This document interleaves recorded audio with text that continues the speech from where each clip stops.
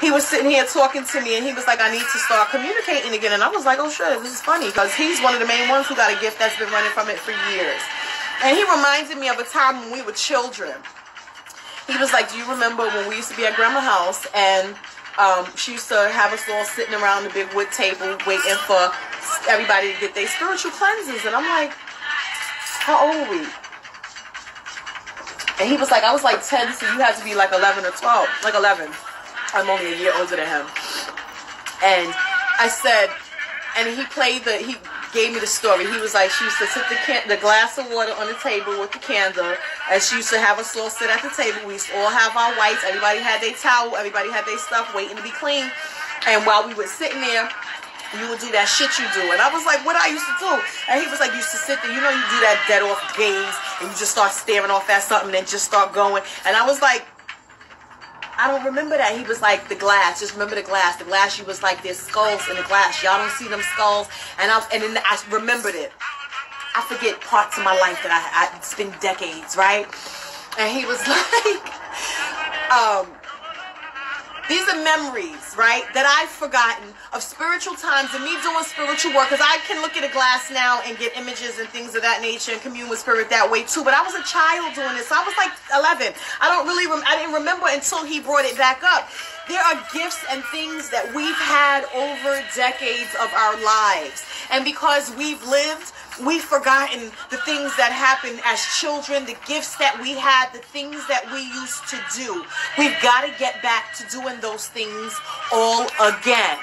We are the living ancestors. That is right. Listen, nobody lives forever. When we go, we're going to be ancestors for someone else, right? I had some young girl try to debate me on ancestors. I blocked her. I'm not here to argue with children. I'm not doing that. There's a way that you talk to me to ask me a question. There's a way that you can say things without being combative. I'm not here to debate with you who is your ancestor. If they share an ounce of your blood, that is one of your ancestors. All they have to do is be connected to you by DNA. That is an ancestor. Okay?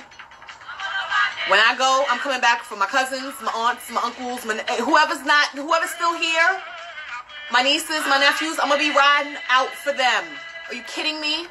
And so I'm doing all the work that I have to do now so that when I do cross over, should any of them slack, I'm not going to need them to light me no candle or no water. My spirit has reserved enough spirit points for me to be elevated enough to cross over and dip right back into the scene if I so choose to.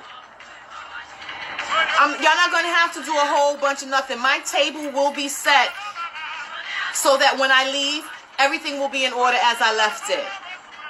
Right, you can be ready to bust them down, but this is what the work is for.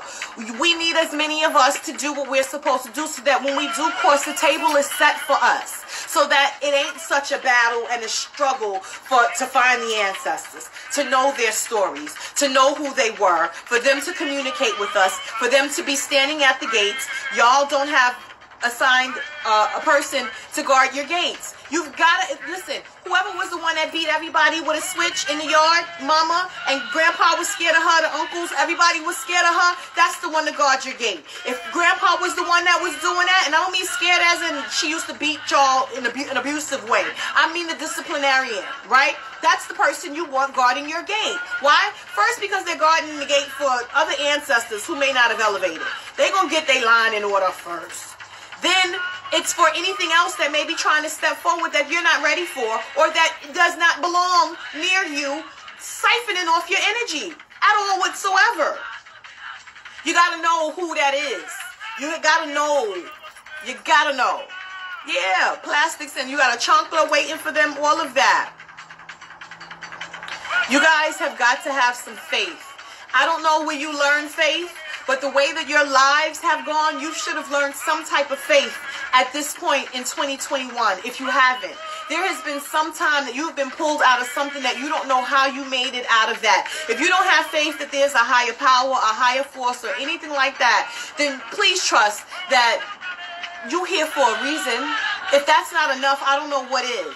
And I need to know what my reason is for being here. And then I'm going to act accordingly once I find out. Y'all stockpile information and get these readings and get divinations just to know. That's the saddest thing to me.